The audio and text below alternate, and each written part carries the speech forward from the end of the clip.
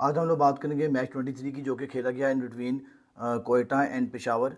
अगर हम इस मैच की बात करें तो देखें, कोयटा जो है वो ऑलरेडी एक कह लें कि 2 से 3 मैच की जो एक बुरी परफॉर्मेंस से आ रही थी, और जो पेशावर की टीम है वो डोमिनेट करती हुई आ रही थी पूरे टूर्नामेंट को। और अभी ये मुझे लग रहा है पहली दफ़ा हो रहा है कि पेशावर की team without losing any match जो है वो इस टाइम पे 7 मैचों में इनके जो है 13 पॉइंट्स हैं।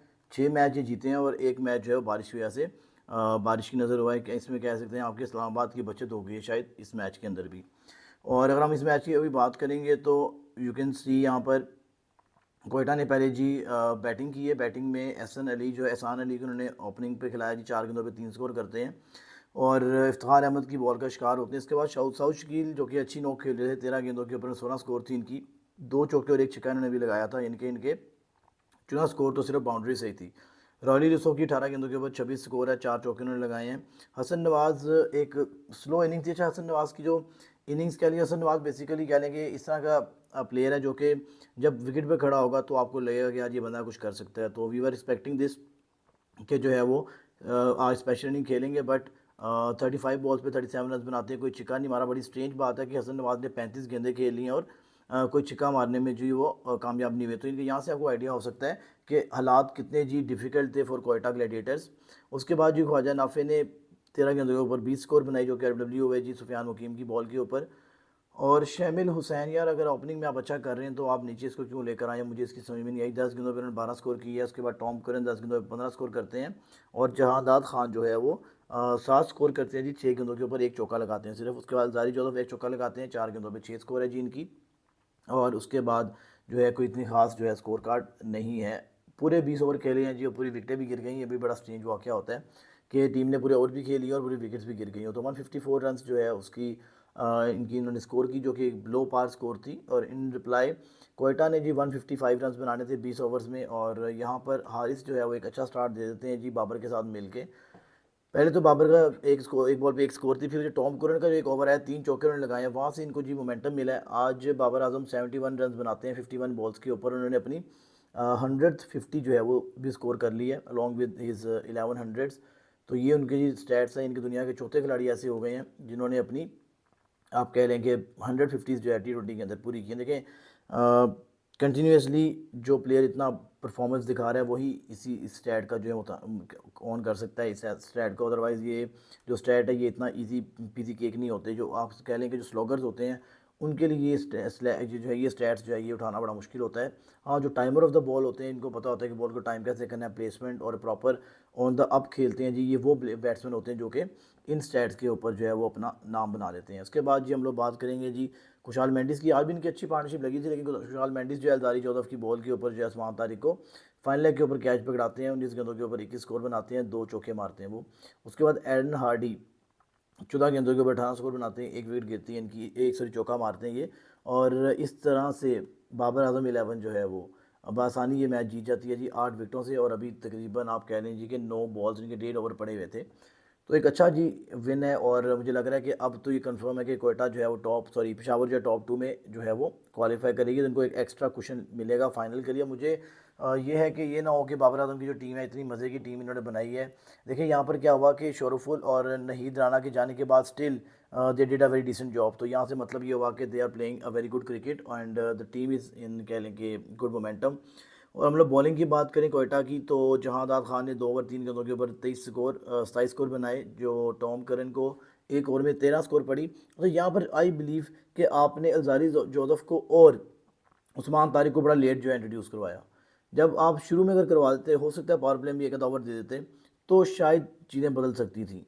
अबरार अहमद को 4 ओवर में 31 स्कोर पड़ी है जी। और उसके बाद अजारी जोसफ की 4 ओवर में 32 स्कोर में एक विकेट है।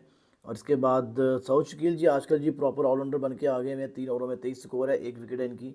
और अगर हम लोग बात करें कोयटा की बॉलिंग की, जो मैन ऑफ द मैच भी रहे हैं जी सुफियान मुकीम। तो सुफियान मुकीम जो है कंटिन्यूसली 5 विकेट्स लिए जी, सॉरी कंटिन्यूसली 3 विकेट्स लिए उन्होंने 5 इनिंग्स के अंदर। तो it's a very big achievement in a T20 match.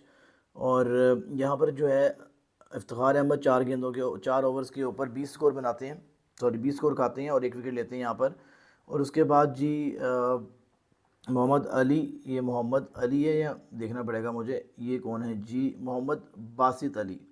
Basit Ali जो है, इन्होंने, मैंने कभी इनकी बॉलिंग ऐसे देखी नहीं हुई। यहाँ पे 4 ओवरों में 36 रन दिए हैं और 3 विकेट्स लिए हैं। ब्रेसवेल आज थोड़े एक्सपेंसिव पड़ रहे हैं, 2 ओवर 23 रन, और उसके बाद अलीरज़ा 4 ओवर 28 रन, कोई विकेट नहीं मिलती।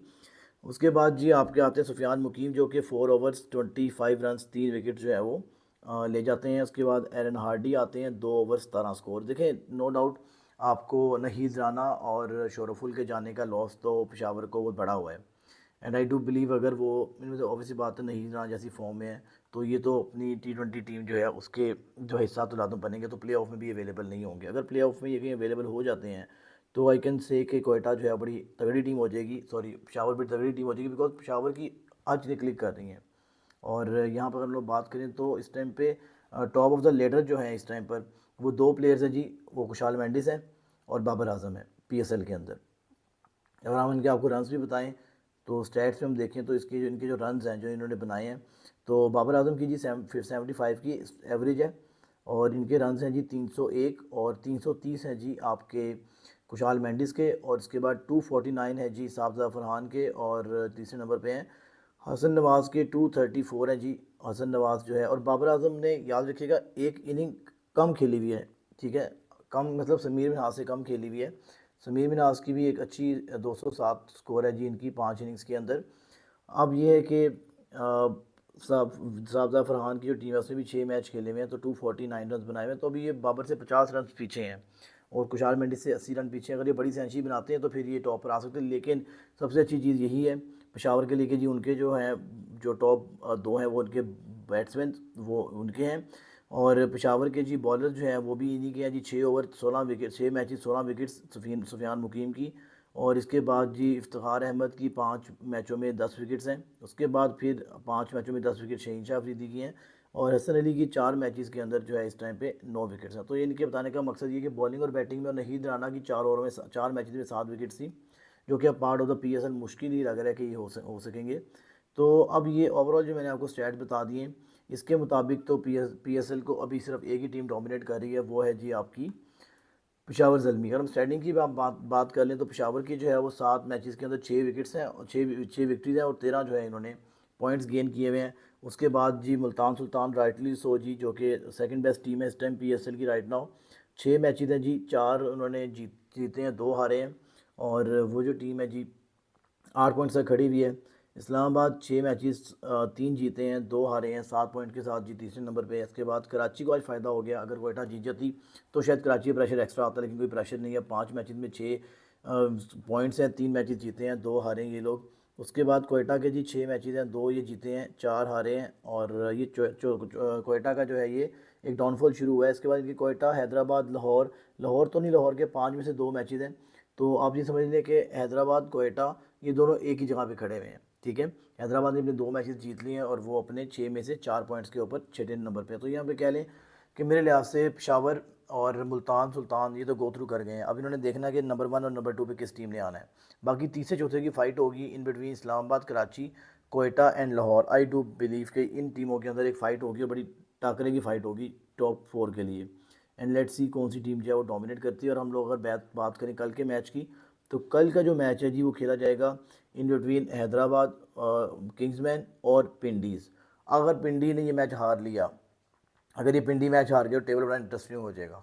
फिर हैदराबाद भी जो है वो कैंडिडेट आ जाएगा जी, बन जाएगा इस टाइम पर अपने आप को, अब कह लें कि टॉप के अंदर स्टैंड करने का। और दूसरी ये चीज़ है, अगर ये कराची और इस्लामाबाद में जो रात का मैच है, अगर ये कराची किसी तरीके से ये मैच हार जाती है, इस्लामाबाद निकाल जाती है मैच, तो फिर इस्लामाबाद का भी आप समझ लें कि तीसरी बर्थ पक्की है, इनके टॉप 4 में 3 सीटें पक्की हो जाएंगी।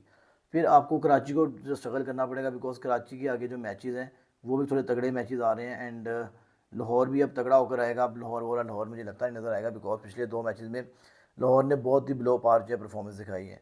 नाउ लेट्स सी कि अब मैचेस के अंदर क्या होता है, लेकिन अभी के लिए जो PSL है इसको डोमिनेट कर रहे हैं जी ज़ल्मीज़, बैटिंग में, बॉलिंग में टेबल टॉपर्स हैं, और अभी तक अनबीटन। एंड आई प्रे कि ये टीम जो है फाइनल जीते और ट्रॉफी जो है लिफ्ट करे बाबर आजम की कैप्टनसी के अंदर। बिकॉज अगर आप ये देखेंगे ना, तो इस दफ़ा बाबर आजम की captaincy looked a bit matured. Like देखो, ये चीज़ होती है जब आप टाइम देते हो ना अपनी कैप्टनसी को, यानी कि अपने कैप्टन को टाइम देते हो, 3 4 5 6 साल देते हो, तो वो कैप्टनसी इंप्रूव होती जा रही होती है। वैसे to be very honest, I am not a very big fan of Babar Azam as a captain. Yes, as a player, he is one of the finest right now in Pakistan and world cricket as well. कि आप top 5 की बात करें तो बाबर आजम का नाम वहाँ पे, चाहे वो जिधर मर्जी कर लें आप, वो आजम आएगा।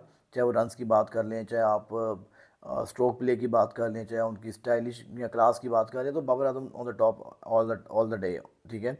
लेकिन मेन चीज़ यहाँ पर ये आती है कि बाबर आजम की कैप्टनसी मुझे इतनी अच्छी नहीं लगती थी, लेकिन इस PSL में ही approved allot as a captain. I don't know ये अब मिसबाह उल हक का कमाल है या फिर अजहर अली का कमाल है, लेकिन ओवरऑल कैप्टनसी बाबर आजम की इंप्रूव हो रही है।